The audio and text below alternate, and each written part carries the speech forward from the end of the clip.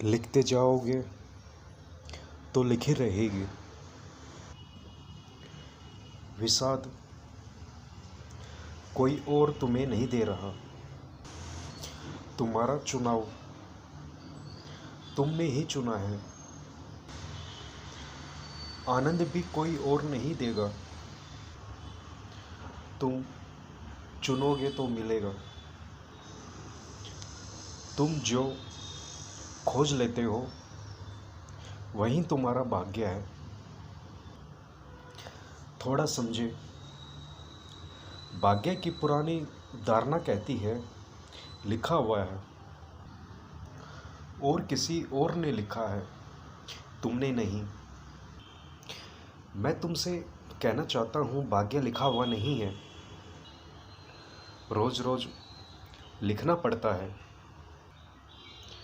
और किसी और के द्वारा नहीं, तुम्हारे ही हाथों से लिखा जाता है। ये हो सकता है कि तुम इतनी बेहोशी में लिखते हो कि अपने ही हाथ पराये मालूम होते हैं।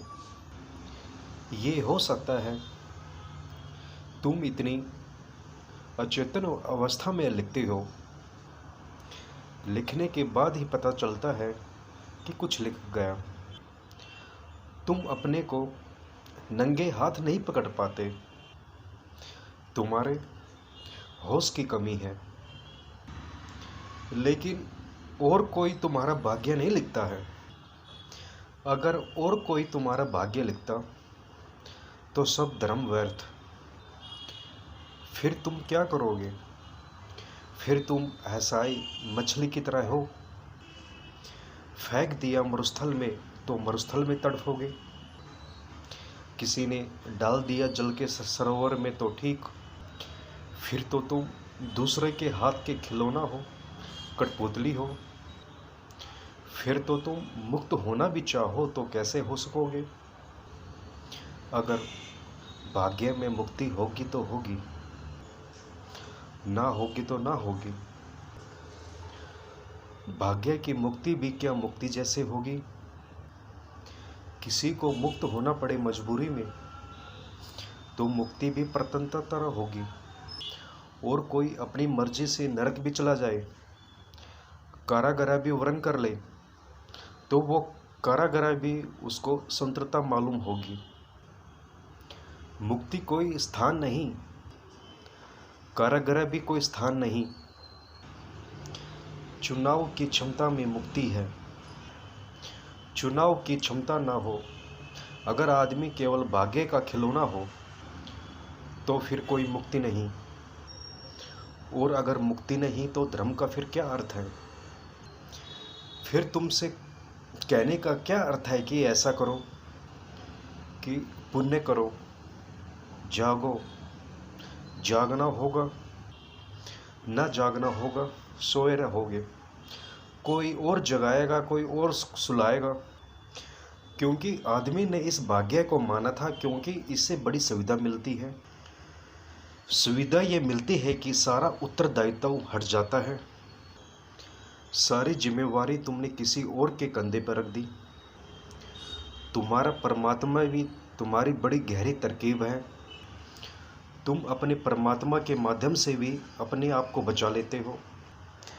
तुम कहते हो परमात्मा जो करवा रहा है वो हो रहा है। करते तुम ही हो वही रहा है जो तुम कर रहे हो। चुनते तुम ही हो, बीज तुम ही बोते हो, फसल तुम ही काटते हो। लेकिन बीच में परमात्मा को ले आते हो, हल्के हो जाते हो। अपने हाथ में कुछ नहीं रहा, जिम्मेवारी नहीं रही, अपराध नहीं रहा, पाप ना रहा, पुण्य ना रहा। ऐसा हसाए बन के तुम अपने को धोखा देते हो। मन की बड़ी से बड़ी तरकीब है जिम्मेवारी को कहीं और टाल देना। और ये तरकीब इतनी गहरी है, आस्तिक भगवान पे टाल देता है, नास्तिक प्रकृति पे टाल देता है, कम्युनिस्ट इतिहास पे टाल देता है, फ्राइड अचेतन मन पे टाल देता है, कोई अर्थशास्त्र पे टाल देता है, कोई राजनीति पे टाल देता है। ये सब तुम्हारे एक ही तरकीब के जाल है।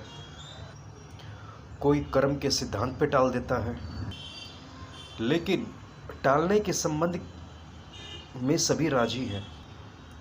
जिम्मेवारी हमारी नहीं। लेकिन थोड़ा तुम सोचो, जैसे तुमने जिम्मेवारी छोड़ी वैसे ही तुमने आत्मा भी खो दी।